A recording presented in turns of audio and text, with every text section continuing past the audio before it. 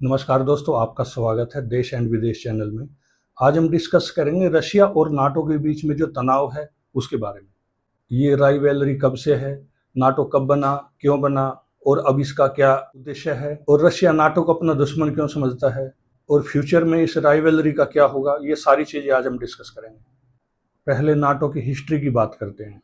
Second world war में जब Europe पूरी तरह से टूट चुका था, जर्मनी हार चुका था और सोवियत यूनियन बहुत ही मजबूत हो चुका था, उस टाइम पे वेस्टर्न यूरोप की कंट्रीज को लगा कि सोवियत संघ उनको भी एक दिन खा जाएगा, निगल जाएगा। 1947 में यूएसए ने इसका मार्शल प्लान शुरू किया।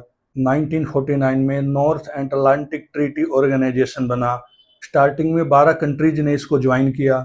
नाटो बनाने का मेन लक्ष्य था सोवियत यूनियन को किसी तरह से कॉन्टेन करना। नाटो कंट्रीज ने अपना हेड ऑफिस बेल्जियम के ब्रसेल्स में बनाया। नाटो का आर्टिकल 5 सबसे मेन है, जिसका मतलब है अगर नाटो के किसी एक सदस्य के ऊपर हमला होता है तो वो हमला पूरी नाटो कंट्रीज पे समझा जाएगा और सब मिलके उसका जवाब देंगे। तो स्टार्टिंग में एक तरफ नाटो की 12 कंट्रीज थी तो दूसरी तरफ सोवियत यूनियन था। 1955 में सोवियत संघ यानी कि यूएसएसआर ने भी वार्शा पैक्ट बनाया। इस तरह से यूरोप दो हिस्सों में बढ़ चुका था, पश्चिम में नाटो कंट्रीज और पूर्व में वार्शा पैक्ट। यही कोल्ड वॉर की शुरुआत थी।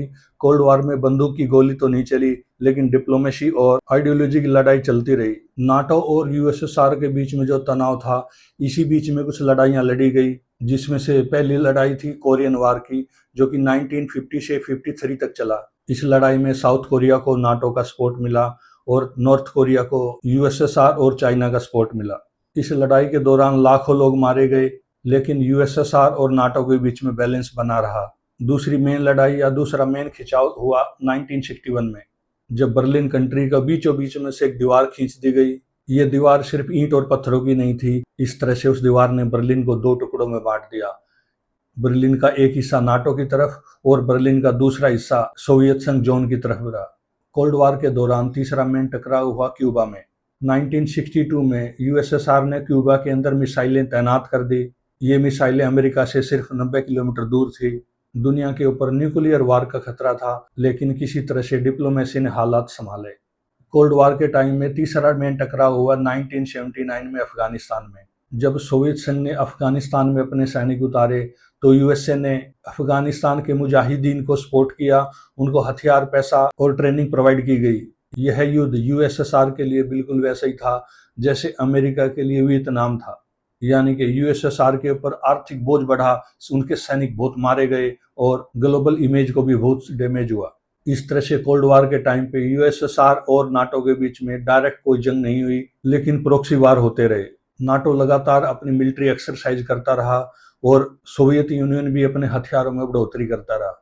किसी तरह से एक डिटरेंस ने इस बैलेंस को बनाए रखा और बड़ी लड़ाई होने से बचती रही, क्योंकि नाटो कंट्रीज भी और यूएसएसआर भी दोनों इस बात को समझते रहे कि अगर एक बार परमाणु हमला हुआ तो वो रुकेगा नहीं। एक दूसरे पे परमाणु हमला करके पूरी दुनिया ही समाप्त हो जाएगी।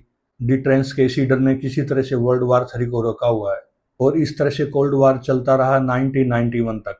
1991 में यूएसएसआर टूट गया, वार्शा पैक्ट भी डिजोल्व हो गया, लेकिन नाटो खत्म नहीं हुआ, बल्कि वो और ज्यादा मजबूत होता रहा। यूएसएसआर के टूटने के बाद उसका मेन पार्ट यानी कि रशिया हमेशा से यही सवाल उठाता रहा है कि जब यूएसएसआर नहीं है तो नाटो किस लिए बना हुआ है। नाटो बना ही यूएसएसआर के अगेंस्ट में था, यूएसएसआर को किसी तरह से कंटेन करने के लिए बना था। अब जब यूएसएसआर ही नहीं है तो नाटो की एग्जिस्टेंस क्यों बनी हुई है। यही बात रशिया को हमेशा से डराती और सचेत करती रही है। अब सवाल ये बनता है कि नाटो का मकसद क्या है। वेस्ट कंट्रीज कहती हैं कि नाटो सिर्फ डिफेंस अलायंस नहीं है, बल्कि पीस और स्टेबिलिटी का सिंबल भी है। यही कहते हुए नाटो का एक्सपेंशन भी होता रहा। 1999 में पोलैंड, हंगरी और फ्रेंच रिपब्लिक नाटो में शामिल हो गए। ये वही देश हैं जो कभी सोवियत के इन्फ्लुएंस में रहे थे। 2004 में नाटो का और भी विस्तार हुआ, इसमें 7 कंट्रीज और ऐड हो गई और इस तरह से नाटो कंट्रीज रशिया की बाउंड्री तक पहुंच गई। मॉस्को को अब ये सबसे बड़ा खतरा फील होने लगा। रशिया ने याद दिलाया कि 1999 में वेस्ट कंट्रीज ने कहा था कि नाटो कंट्रीज ईस्ट की तरफ 1 इंच भी नहीं बढ़ेंगे, लेकिन वो अब रशिया के बॉर्डर तक पहुंच चुके हैं। 2007 में प्रेसिडेंट पुतिन ने कहा था कि नाटो हमारे लिए एक डायरेक्ट थ्रेट है। कोल्ड वॉर खत्म हो चुका है, लेकिन अभी भी नाटो की एग्जिस्टेंस बनी हुई है, जो एक नए टकराव के लिए सिचुएशन क्रिएट कर रही है। 2008 में नाटो ने डिक्लेयर किया कि वो जॉर्जिया और यूक्रेन को भी नाटो का सदस्य बना लेंगे। रशिया ने डिक्लेयर किया कि अब ये रेड लाइन क्रॉस हो चुकी है और उसी साल रशिया ने जॉर्जिया के खिलाफ जंग लड़ी और कुछ ही दिनों में जॉर्जिया को हरा दिया। इस तरह से रशिया ने बिल्कुल क्लियर कर दिया कि हम नाटो कंट्रीज को अपनी बाउंड्रीज पे बिल्कुल बर्दाश्त नहीं करेंगे। 2014 में रशिया ने क्रीमिया के ऊपर हमला किया और उसे अपने कंट्रोल में ले लिया। नाटो कंट्रीज ने इसे इलीगल कहा और रशिया के ऊपर सैंक्शन लगा दिए, लेकिन नाटो ने कभी भी मिलिट्री इंटरवेंशन नहीं किया। 2014 में यूक्रेन और नाटो के रिश्ते और ज़्यादा गहरे हो गए। रशिया बार बार वार्निंग देता रहा कि यूक्रेन को नाटो में शामिल करना एक रेड लाइन है, हम नाटो को इसको क्रॉस नहीं करने देंगे।